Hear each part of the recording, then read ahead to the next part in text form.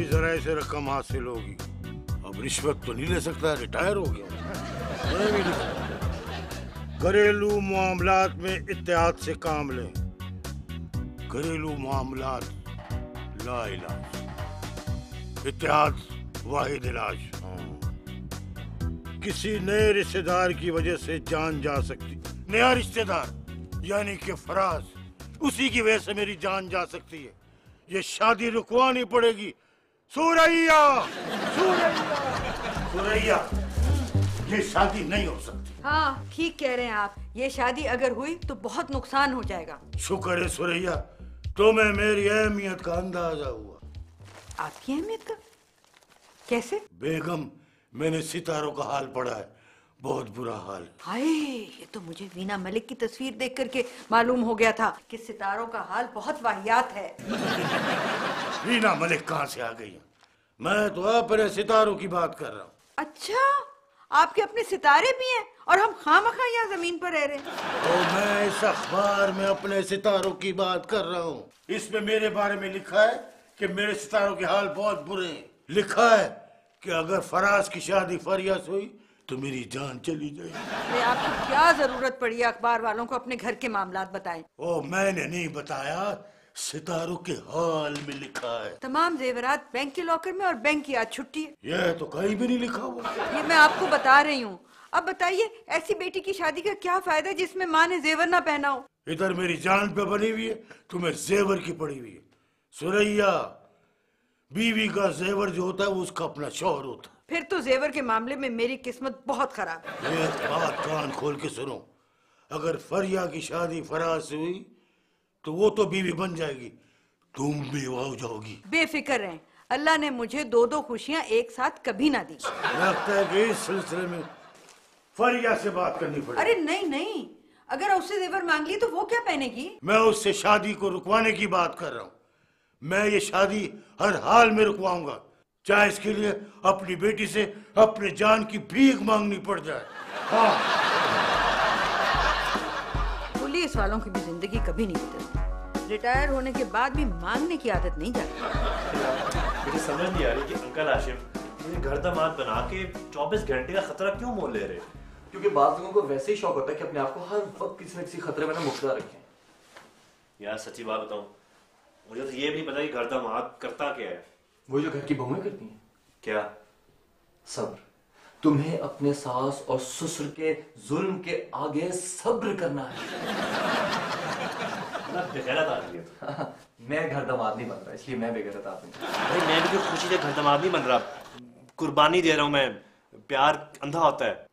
प्यार अंधा जरूर होता है, प्यार बेगैरत नहीं होता। मेरा बस चले ना तो अपनी जगह तुमको भेज दूं शादी पे।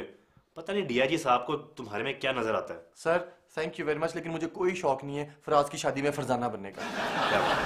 मतलब वो एक पुरानी मिसाल थी, उसको एडजस्ट करने लगा था, लेकिन वो बात बनी नहीं। या अल्लाह, बस आज के दिन डीआईजी साहब को मेरे हाथों कुछ ना हो। सर उसका भी एक हल है। वो क्या? आप निकाह से 5 मिनट पहले वहां पहुंचे और निकाह के 5 मिनट के बाद फौरन वहां से दस्ती गायब हो जाए। इससे क्या होगा? इससे जनाब ये होगा कि डीआईजी साहब पर कम से कम वक्त के लिए बुरा वक्त आएगा। Good point. अच्छा यार, ऐसा करके मेरा सामान उनके घर पहुंचा दे हैं और चेक भी करें कि हालात कैसे हैं। ठीक है, मैं सामान भी पहुंचाता हूँ, पेंट भी करा तुम्हारे घर को, चाय भी बना के देता हूँ, और भी काम है छोटा मोटा वो भी दे दो।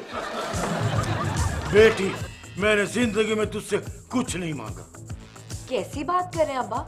आपने मुझसे कल 3 बार चाय, 2 बार नाश्ता और 1 बार पानी और 2 बार खाना मांगा था। बोंगी बेटी, मैं बड़ी चीज की बात कर रहा हूँ। अब्बा पराठा अच्छा खासा बड़ा था। अगर तुम यतीम होना चाहती हो तो ये शादी कर लो। अब्बा यतीम शादी करने से नहीं, बाप के मर जाने से होते हैं। बेटा, अगर किसी इंसान से शादी करती तो मैं इनकार नहीं करता।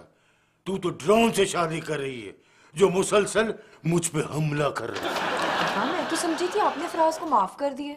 अगर वो माफी मांगता तो मैं माफ कर देता, वो तो हमले कर रहा है। अब्बा फराज मुझसे बहुत प्यार करते हैं, वो मुझे बहुत खुश रखेगा और मुझे जख्म देता है, और एक दिन जख्मों की ताब ना ला। अल्लाह ना करे अब्बा, कैसी बातें कर रहे हैं। और वैसे भी अगर ये बात है तो आपको तो फराज से दूर रहना चाहिए, आप उसे घर दामाद बना रहे हैं। फरिया, मेरी दूर की नजर कमजोर है। घर दामाद बनाने का कम से कम ये फायदा तो है कि मैं अपनी निजी जेल में उसको कैद रखूंगा। मुबारक हो, बहुत बड़ी खुशखबरी है। लड़के वालों ने शादी से इनकार कर दिया। अरे नहीं नहीं, बैंक मैनेजर मान गया है। किस बात पे? जेवर देने पर। अपनी बीवी का? नहीं नहीं, मेरे जेवर देने पर। और वो ये कह रहा है अगर आधे घंटे के अंदर हम बैंक पहुंच जाएंगे ना, वो लॉकर खुलवा के और जेवर निकाल देगा। उसकी जरूरत ही नहीं है। क्यों? फरिया ने शादी करने से इनकार कर दिया है। अरे ये कैसे हो सकता है? इतना हमारा खर्चा हुआ है शादी पर। अम्मी ऐसी कोई बात नहीं, अब्बा अपनी तरफ से कह रहे हैं, मैं शादी करूंगी। अगर तू शादी करेगी तो मेरी लाश पर से गुजरना होगा। अम्मी हमारे यहाँ ऐसी कोई रस्म है कि लड़की शादी से पहले बाप की लाश पर से गुजरती है? नहीं होती थी, लेकिन इस शादी से शुरू हो जाएगी। देख पुत्र, बड़ों की इज्जत करनी है ससुराल में। सास ससुर के सामने ऊंची आवाज में गुफ्तगू नहीं करनी है। अगर वो दबका शक्का भी मारे तो क्या नाम के तुम नीवे नीवे होके कन लपेट के निकल जाना। जी अब्बा जी, मेरी तो वैसे ही उनके सामने आवाज नहीं निकलती। हाय हाय पुत्र, अगर ये पता होता कि तुम्हारी रुखसती करनी है तो तुम्हें को खाना पकाना और सिलाई कढ़ाई सिखा देते। एवं ही इतना पढ़ाया लिखाया। अब्बा जी, घर दामाद सिलाई कढ़ाई और खाना पकाना नहीं करता। हमें क्या पता, हमारे खानदान को तो पहली मर्तबा ये दाग लग रहा है। कोई बात नहीं अब्बा जी, दाग तो अच्छे होते हैं। क्या नाम की ये बहुत गहरा दाग है पुत्र। अब्बा जी, कुछ ही दिनों की तो बात है। अच्छा तो फिर तू बहू को लेकर यहाँ आ जाएगा? नहीं अब्बा जी, एक मयान में दो तलवारें नहीं रह सकती। वो तो बेवकूफ तू राखी क्यों रहा है? क्या? वो एक म्यान में दो तलवारें? अब्बा जी, मैं मिसाल दे रहा था। बेटा जो कुछ भी अपने पास रख, ससुराल में तेरे काम आएगा। और वैसे भी जल्दी में जितना भी जहेज हो सकता था हमने इकट्ठा कर लिया है। देखो ना तुम्हारी रुखसती है, तुम्हें खाली हाथ तो नहीं ना भेज सकते थे। ऐसे लोग कि कम जहेज लाने के चक्कर में तुम्हारा ससुर चूल्हा फाड़ के तुम्हें मार ही दे। पहले डीआईजी साहब से मेरे ताल्लुकात अच्छे नहीं है। वो शेरवानी आ गई है? हाँ पुत्र, स्त्री हो रही है। और क्या नाम के, हाँ मैं तुम्हारे लिए एक स्पेशल सेरा बनवा के लाया हूँ। ये देख, ये तुमने बांधना है, इसमें लाइटें भी लगी हुई है। लाइटें? अब्बा जी, ये किस किस्म का सेहरा है? ओ पुत्र, इसके और भी बहुत सारे फायदे हैं, मगर सबसे बड़ा फायदा ये है कि अगर शादी के मौके पर लूट शेडिंग हो गई तो लोग किसी और को दूल्हा नहीं समझेंगे, तुम्हें ही समझेंगे, क्योंकि तुम्हारे सर पर लाइट होगी। अब्बा जी, मैं ये सेहरा नहीं बांधूंगा। अच्छा, ससुर के कहने पर कार दामाद बन रहा है, क्या नाम के बाप के कहने पर सेरा नहीं बांधेगा? अब्बा जी, ओए कान खोल के सुन ले, अगर तुमने ये सेरा ना बांधा तो बारात नहीं जाएगी। पकड़ से, अब पकड़। फाड़ लिए।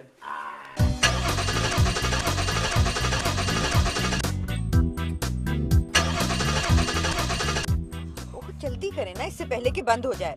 जब गाड़ी स्टार्ट ही नहीं हो रही तो बंद कैसे होगी? मतलब ये है कि बैंक मैनेजर ने कहा था कि आधे घंटे में आ जाएगा, बैंक बंद हो जाएगा। सुरैया, ये सब खुदा के इशारे हैं। आप तो ऐसे कह रहे हैं जैसे हम जरा बाहर निकलेंगे तो हमारा एक्सीडेंट हो जाएगा। इस गाड़ी में तो हम जा ही नहीं सकते। वो क्यों ना आप इतने वहमी हो रहे हैं? वहमी की बात ही नहीं है, इसमें सीएनजी नहीं है। तो आपने सीएनजी क्यों नहीं डलवाई? आपको पता है कि ये शादी वाला घर है, इतने काम होते हैं। कैसे डलवाता? 2 दिन से सीएनजी की तातील है। जब से आप रिटायर हुए हैं ना, तो ये मसला हो गया। ना घर में कोई फ्री फ्रूट आता है, ना कोई सब्जी आती है, और अब सीएनजी भी नहीं है। अब आप भी मुझे बताएं, मेरा जेवर कैसे आएगा? एक ही रास्ता है, आओ जल्दी उतरो और चलो। प्यारे प्यारे दिल जिनमें प्यारी प्यारी अब हम इस साइकिल पर बैंक जाएंगे, आपको शर्म नहीं आएगी? क्यों, साइकिल चोरी की है? ये साइकिल है, कोई गधा गाड़ी नहीं है जो शर्म आएगी। आप थाने फोन करके मोबाइल मंगवा लें। आफ्टर ऑल आप रिटायर्ड डीआईजी हैं। सुरैया, मरा हुआ हाथी 1.25 लाख का होता है और रिटायर्ड डीआईजी 1.25 रुपए का भी नहीं होता। मुझे तो याद भी नहीं है कि इस पर बैठते कैसे हैं। याद है 25 साल पहले तुम्हें कॉलेज से पिक करता था और हम आइसक्रीम खाते थे सुरैया। वो बात और थी।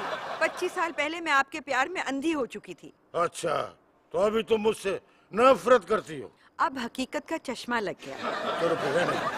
नहीं नहीं नहीं नहीं, मुसीबत के वक्त तो गधे को भी बाप बनाया जाता है। ये गधा तुमने किसको कहा, मुझको या साइकिल को? साइकिल को। गुड। झाड़ू तो नहीं है, बुरा लगेगा। गिराना नहीं है। मुझे अपनी साइकिल से बहुत प्यार है। साइकिल की नहीं, अपनी बात कर रही हूँ। अच्छा,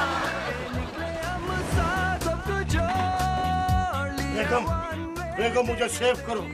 ये फराज मुझे जीप के नीचे रोन देगा। क्या कर रहे हैं आप? ये तो जवाब है फराज का दोस्त। अस्सलाम अंकल। अस्सलाम आंटी। वालेकुम अस्सलाम। बेटा फराज जो है कोई आसपास तो नहीं है? नहीं, वो तो घर पे है। शौक कर है। बेटा तुम्हारी जीप में सीएनजी है? नहीं। तो क्या ये फिर बिजली से चलती है? नहीं, ये पेट्रोल पे चलती है। तो मुझे बैंक ले जाओगे जरा, मैंने जेवर निकलवाना था बैंक से। व्हाई नॉट आंटी, प्लीज आए ना। अच्छा और जी बचना करांटा इसमें। बचना।